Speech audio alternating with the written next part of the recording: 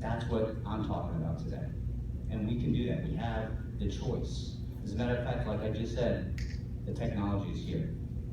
It's whether or not you want to use it. Do you want to support people reaching their highest potential, regardless of circumstance? I think that you do, because you're here. You're at the SHRM event. You're in Human Resources. You're here to help people, connect people, and improve bottom line results. One of the things that we do is to help people with their websites. There's this term, accessibility. It's not really one of my favorite terms because it's so vague, and it really implies a lot of, are we accessible? What kind of legal implications are we going to be facing if we're not accessible? I like to think of it more as usable. How usable are you to everybody? You know, I've lived in a lot of different places growing up. I moved here just before starting high school to Tucson, Arizona. I lived out in in Reed Ranch. And that was back before there was a grocery store out there or anything. I went to Vail, OVMS, before there was a high school there. And before I got there in 8th grade, I lived in Orlando, Florida, Jacksonville, Florida. I was born in Lafayette, Louisiana, lived in and around that area on multiple different occasions. Mobile, Alabama, Houston, Texas, Anaheim, California. And then, before high school, I moved to Tucson, Arizona. So I've seen a lot of different things, and one of the things that I've seen that has been a mainstay in every different place that I'm in was volunteership and giving back to others, and helping support people wherever they're at. And I had the blessing to, while I was living in Houston, to do volunteership for Easter Seals. And this was back in the 90s. And,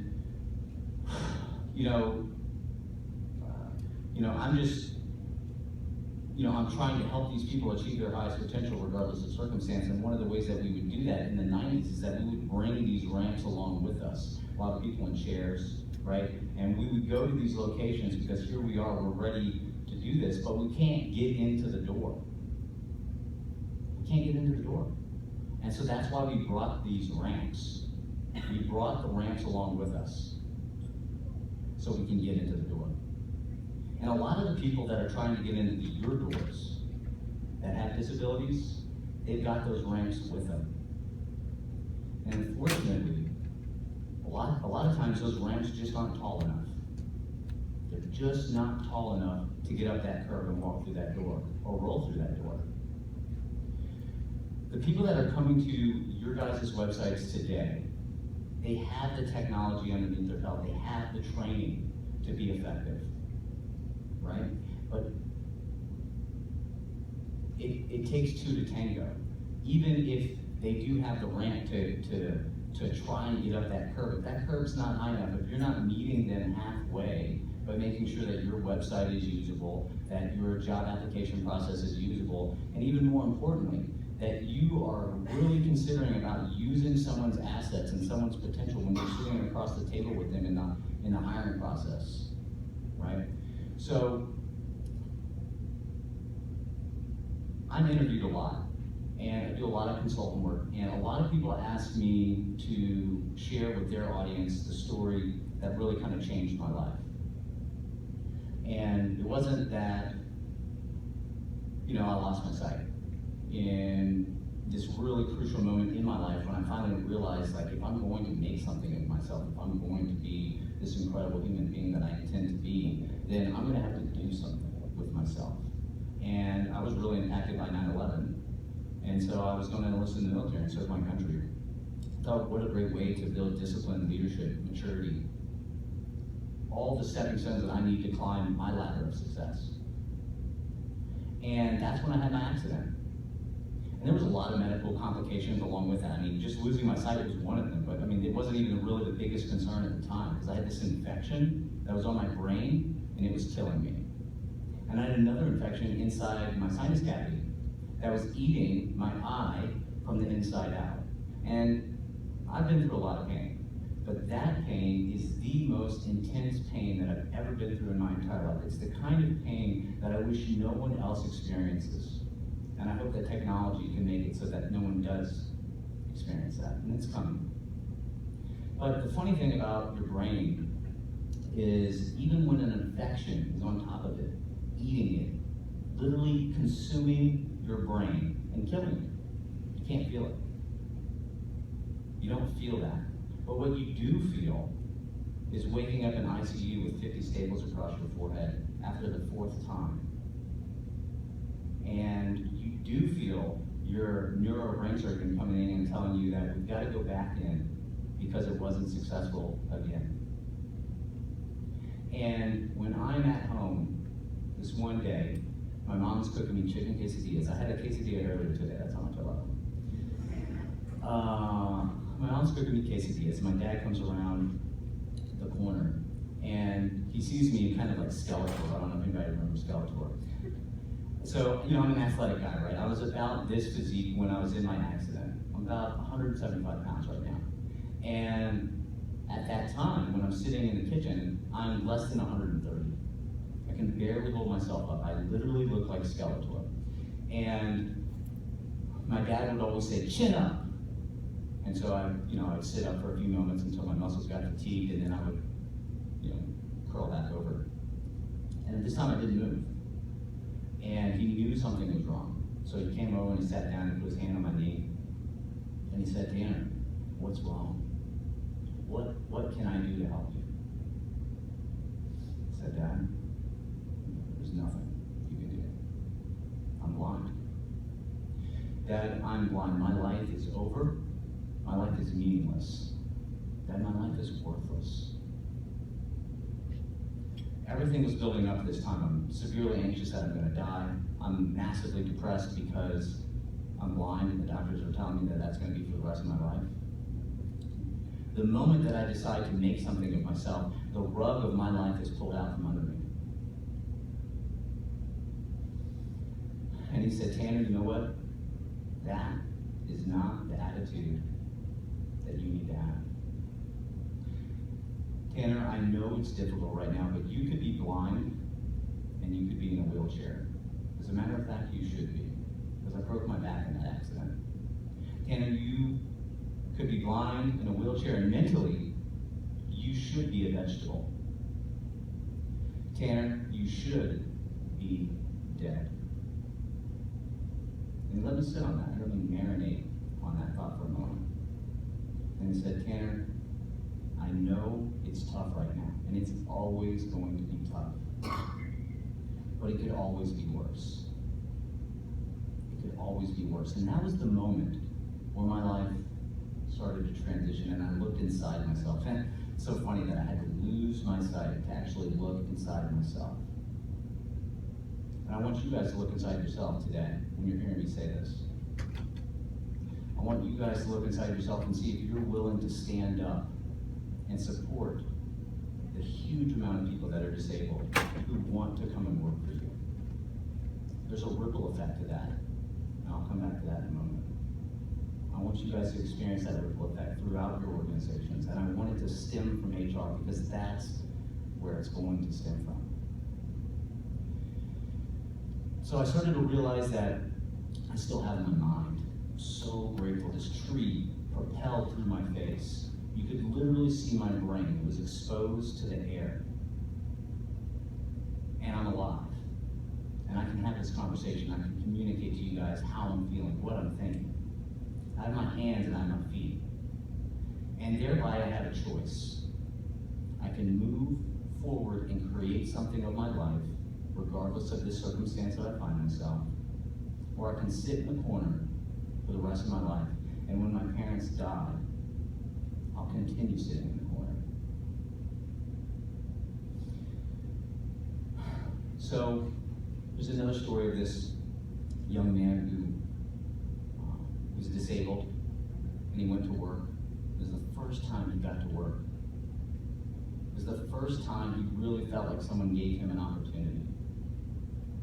And he steps into this work environment. It's kind of an interesting work environment because they pay based on performance. And there was people that were disabled that worked there before this person got there. And no one had ever achieved the performance standards that were set out to achieve the pay increases that performance provides. And This person set out on a mission to make a difference, to be the first person who's disabled to make those performance standards. There was the B standard and the A standard. Those were the pay incentive standards. C standard was where everybody in the disabled corner hung out. They never made it to be. They always talked about it, and they always talked about how difficult it is and how unfair it is. And before long, within actually just a couple of months, this person achieved that B standard and got that pay increase. Before long after that, they got another base salary increase because they were achieving performance standards. Not too much longer after that, they achieved the A standard. Then they were invited to communicate and be a part of other boards and committees along with the organization because they saw the ripple effect. We all work in teams, and leadership is established within those teams. Sometimes it's inherent, sometimes we have those leaders step up, you just notice them, everybody sees them when they walk into the room. And then there's the followers, and there's nothing wrong with followers because we have to have a unit. There's always a leader, and there's always some followers. And the leaders are here in this room. You guys have your teams that follow you. They look for you for guidance. And this organization noticed that even though this person was disabled, they were establishing themselves as a leader. And they noticed the ripple effect going on. They noticed that other people on the team, other followers that were following them, other individuals, and even other leaders in other teams were noticing what was going on here in the disability corner and how records were being broken, performance standards were being achieved. And in a business of over 600 people, where performance is the number one thing, that's how you get Employee of the Month. This disabled person made Employee of the Month twice. Not too shabby. They beat out every other person, disabled or not, twice in 4 years. That person had, through the recession, had base pay increases that exceeded 5% on an annual basis through the recession. Did anybody have 5% performance or base pay increases through the recession? So this person ended up separating, had a really hard time finding a job after that. So much so that they even moved away and left town in search of a job. And this person was having a really difficult time with online job board accessibility. Not only was this person having a hard time with job board accessibility, but they were having a hard time in the job application process when they're sitting across the table from their future employer. They would crush a phone interview. They would crush the first in-person interview. And when it came down to that second in-person interview, when skills had to be tested and a level of disability, the level of disability was actualized and realized by the potential employer, all of a sudden, we'll let you know. We still have a lot of candidates to consider, and you're one of them, but we'll let you know. And they never let that person know.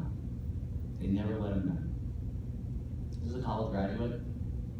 This is someone who has had a proven track record of performance, and someone who's even training other disabled people to achieve that level of performance. Someone who's had a great influence on the corporate culture, really creating an inclusive culture at their workplace, breaking down the barriers and the perceptions and the stereotypes of disability, and becoming a piece of the woven fabric that operates as one. And this person, with all this experience and all these resources and all this knowledge and a work ethic like you wouldn't believe, was continuously turned away. This person that I'm talking about is here in this room today. So it's me. And I want you guys to understand the ripple effect. The ripple effect of bringing people who are disabled into your work environment. I know that I'm speaking to a lot of women here today, and I want you guys to put yourself in the situation of how many, give me a round of applause for how many mothers we have in here tonight. How would you feel if you were going through the job application process?